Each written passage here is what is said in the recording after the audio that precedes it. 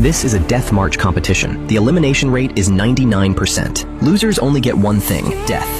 Once you enter, there is no quitting. No matter what happens, you cannot stop to rest. Even if you need to use the bathroom, you do it while walking, or you die. 3 warnings from the soldiers, and you get executed. Even with death on the line, people still signed up, because the winner gets $100 million and 1 wish granted. With rewards that high, no one could resist. One day, Jack rode with his mom to the competition. She begged him not to go, but Jack would not back down. His loans were about to be due. He just got fired from his job, no way to pay anything back. He could not even afford food. If he won, all his problems would disappear. They arrived at the location. After hugging his mom goodbye, Jack joined without hesitation. Competitors were everywhere. Suddenly, a military truck pulled up. A general named John stood on top.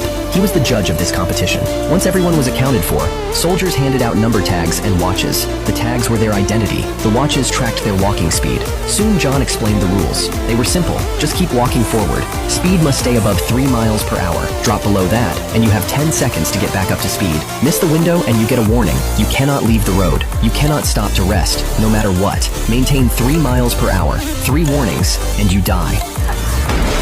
Walk 1 hour at the required speed, and 1 warning gets removed. The whole thing would be broadcast nationwide. Food and water would be provided. Even bathroom breaks had to happen while walking. As for the finish line, even John did not know where it was. They just had to keep moving forward.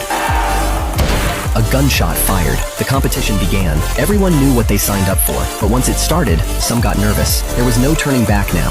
Win or die. At first, the mood was calm. Everyone adjusted to find their rhythm.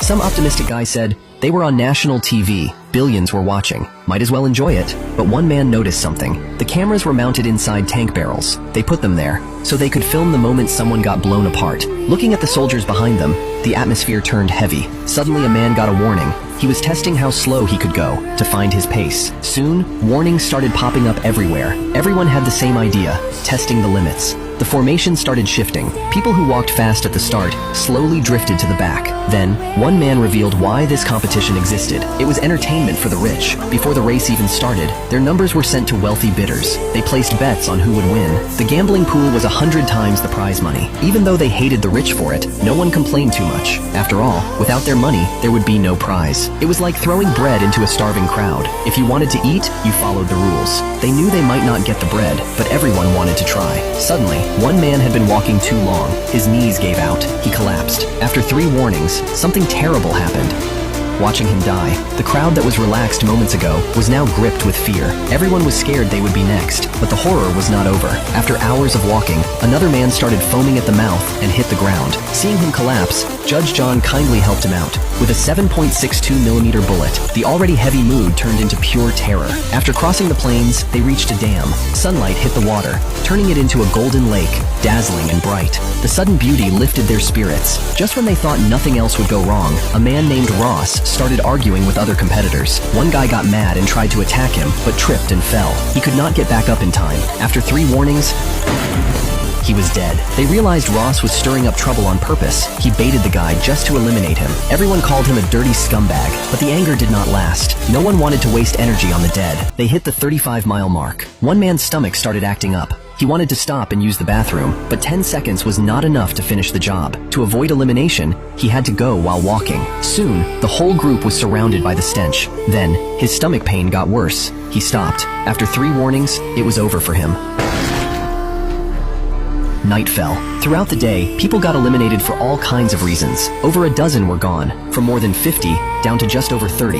Even with people still around, they all knew many would not survive the night. By early morning, exhaustion took out even more. Gunshots echoed through the darkness. Death haunted the night. Fear kept them moving, step after step into the unknown. No one knew how long it had been, but finally, the terrifying night was chased away by the morning sun. After all the eliminations, about 20 remained. They left the valley and reached the edge of a city, but still, no finish line. Jack was barely holding on. He regretted not listening to his mom, regretted joining this thing, but regret was useless now. They hit 65 miles, only 18 left. A full night of walking had drained them all. Suddenly, the dreaded warning sound. They looked back. After 3 warnings, another man dropped dead.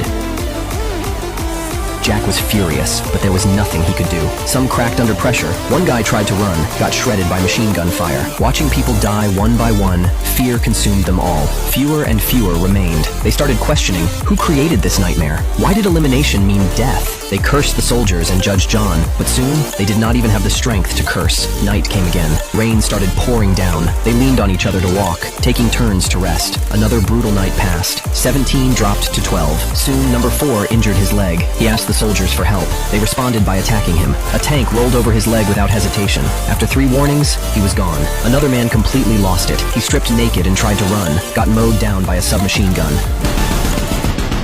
The pressure finally broke someone else. A man charged at a soldier, grabbed his weapon, killed him.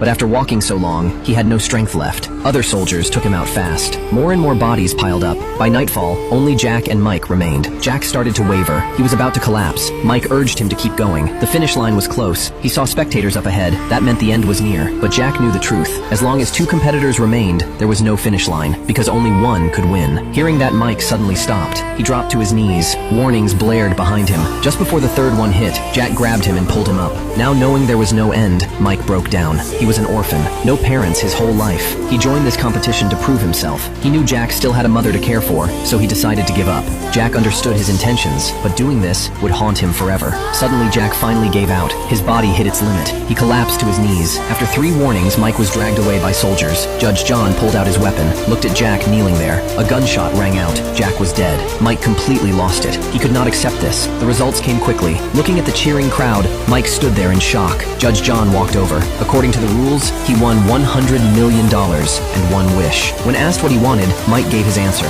He wanted a soldier's weapon to finish something for Jack. John granted it. Something terrifying happened.